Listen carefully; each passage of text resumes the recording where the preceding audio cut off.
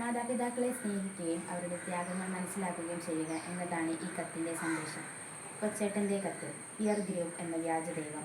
പ്രിയ DCL കൂട്ടുകാരെ, ആലുവയിൽ അയൽപ്പക്കത്തുള്ള തൻ്റെ കൂട്ടുകാരിയുടെ വീട്ടിൽ നിന്ന് പുസ്തകം വാങ്ങാനാണ് 12 വയസ്സുകാരിയായ ആ മകൾ അമ്മയുടെ ഫോണും വാങ്ങി രാത്രി 8:30 കഴിഞ്ഞപ്പോൾ ഒറ്റയ്ക്ക് വീടിന് പുറത്തിറങ്ങിയത്.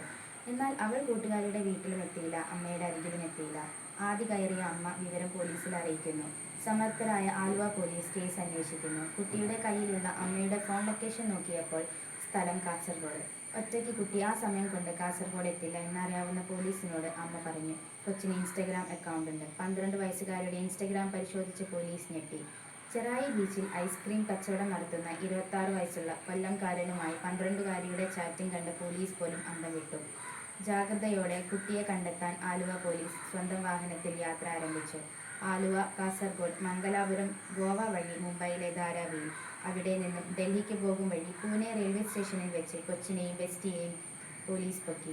കൊച്ചിൻ്റെ ഇൻസ്റ്റയിലെ ബെസ്റ്റിക്ക് പോക്സോ കേസും അറസ്റ്റും റിമാൻഡും. ബാലതലമുറയുടെ സുരക്ഷിതത്വത്തെപ്പറ്റി സുബോധത്തോടെ ചിന്തിക്കുന്ന പല വിദേശ രാജ്യങ്ങളും 16 വയസ്സിന് താഴെയുള്ള കുട്ടികൾക്ക് സോഷ്യൽ മീഡിയ നിരോധിച്ചു കഴിഞ്ഞു. Australia, Brazil, UK, Indonesia, Malaysia തുടങ്ങിയ രാജ്യങ്ങൾ 2025 മുതൽ കുട്ടികളുടെ ഓൺലൈൻ ഉപയോഗം, സ്ക്രീൻ ടൈം, സോഷ്യൽ മീഡിയ അക്കൗണ്ടുകൾ എന്നിവ പരിശോധിക്കുകയും നിരോധിക്കുകയും ചെയ്തു കഴിഞ്ഞു. ആ രാജ്യങ്ങളെല്ലാം ബുദ്ധിവികാസം പ്രാപിക്കാത്തവരാണോ? ശാസ്ത്രീയ പുരോഗതിയെ അംഗീകരിക്കാത്തവരാണോ? അല്ല, പുരോഗതിയുടെയും വികസനത്തിൻ്റെയും ഒന്നാം നിരയിലുള്ള രാജ്യങ്ങളാണ് കുട്ടികൾക്ക് സോഷ്യൽ മീഡിയ നിരോധിച്ചത്. പ്രിയ കൂട്ടുകാരെ, ഈ അടുത്ത കാലത്ത് ചില കൂട്ടുകാരുടെ സ്വഭാവവും പെരുമാറ്റവും മാതാപിതാക്കളെയും മുതിർന്നവരെയും ഏറെ ആകുലചിത്തരാക്കുന്നുണ്ട്.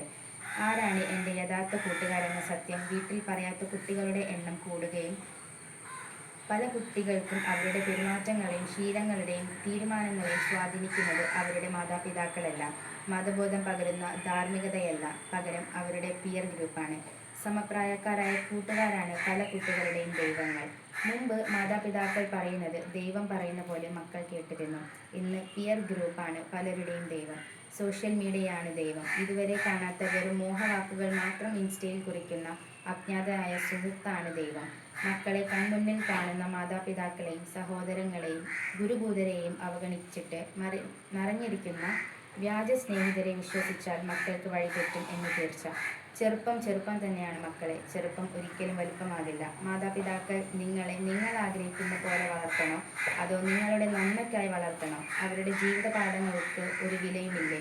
തഴച്ചു വളരുന്ന പല ചില്ലകളും പിഴച്ചു വളരുന്നതാണെന്ന് നല്ല കർഷകൻ അറിയാം. നല്ല കർഷകൻ ചെല്ലുകൾക്കനുസരിച്ചല്ല പ്രവർത്തിക്കേണ്ടത്. ഫലം കായ്ക്കാത്ത ചില്ലകൾ വെട്ടി ദൂരെ എറിയണം. അതുപോലെ മക്കളുടെ പല ചീത്തശീലങ്ങളും ഉപേക്ഷിക്കാൻ മാതാപിതാക്കൾ പറയുമ്പോൾ മക്കൾ അവ ഉപേക്ഷിക്കണം. അല്ലാതെ പലപ്പോഴും പിയർ ഗ്രൂപ്പിൻ്റെ കയ്യടി നോക്കി കുടുംബത്തെ മറക്കുന്നവർ വ്യാജന്മാരുടെ പിന്നാലെ പോയി നിത്യമായി ചതിക്കുഴിയിൽ നിബന്ധിക്കും. കൂട്ടുകാർക്ക് ശരിയായ വഴിയിൽ വളരാനും കുടുംബത്തിൻ്റെ ഐശ്വര്യമേകാനും ഇടവരട്ടെ. സ്നേഹാശംസകളോടെ സ്വന്തം കൊച്ചേട്ടൻ.